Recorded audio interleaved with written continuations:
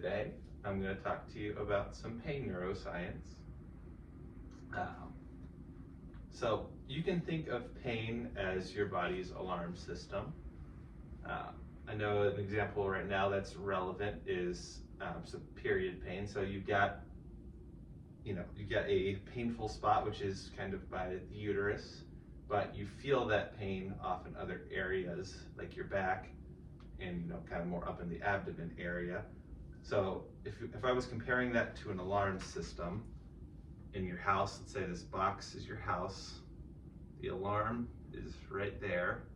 Obviously, you've got noise coming off out of this alarm from every direction.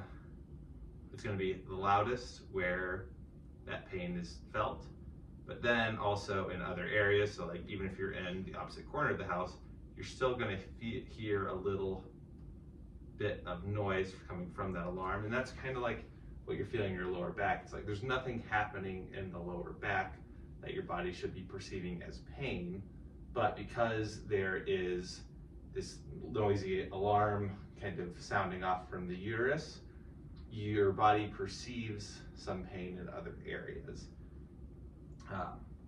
And then can you respond back to me what you understood from that?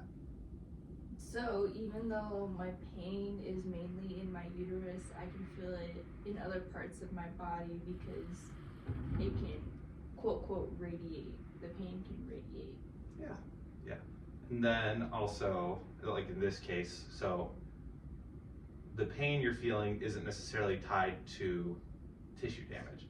So like that this is a normal thing that happens every month, and your body's gonna process it and it's gonna go away, but your body is perceiving it as being very painful and potentially being very harmful, but that there really isn't much tissue damage happening or any real tissue damage happening. It's just your body is perceiving it as a potential threat.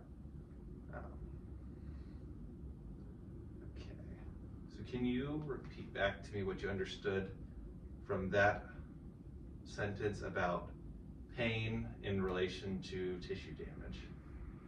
So not all pain can be damaged, can be caused by a damage.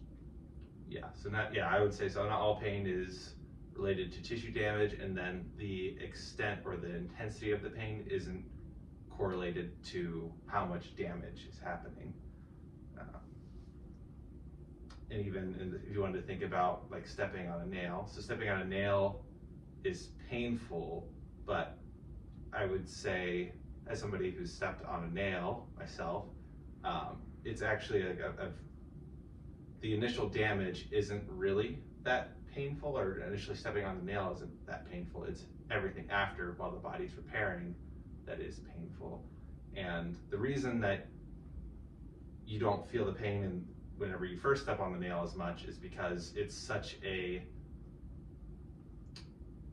your body has a hard time quantifying what is happening, because it's a very intense sensation, so it kind of actually gets drowned out. But then after you pull that nail out, the tissue in that area is trying to repair itself, so the body sensitizes that area to try to kind of teach you to protect it while it's trying to heal. So it's like the damage was done already and it doesn't perceive, but the pain that you feel whenever you first step on the nail actually isn't as bad as the pain whenever that damage is healing. So your body becomes more sensitive when it's healing to protect itself? Yes.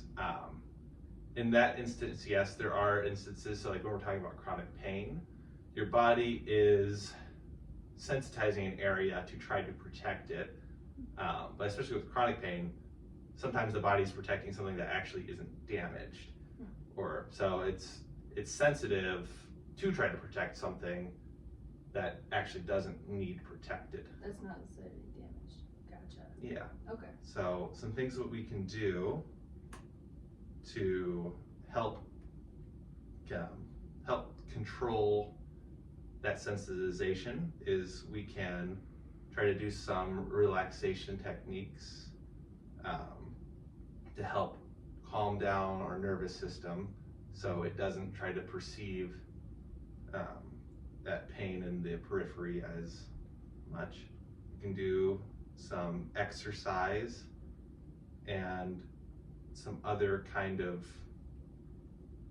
basically we can use the area that is perceiving the pain to help get the body to realize that even though I think something is happening here, that it's not as intense as I thought it was, or that it's not actually damaged, and that I should really cool down the amount of signals I'm sending to the brain about potential damage.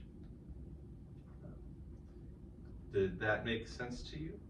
Yeah. Can you kind of explain back to me what you heard or what you understood from? There's multiple ways to relax your mind into decreasing the sensitivity of the chronic back pain. So you can do like visualization, you can do breathing techniques to calm your system down, I guess. Yeah, to calm down your nervous system.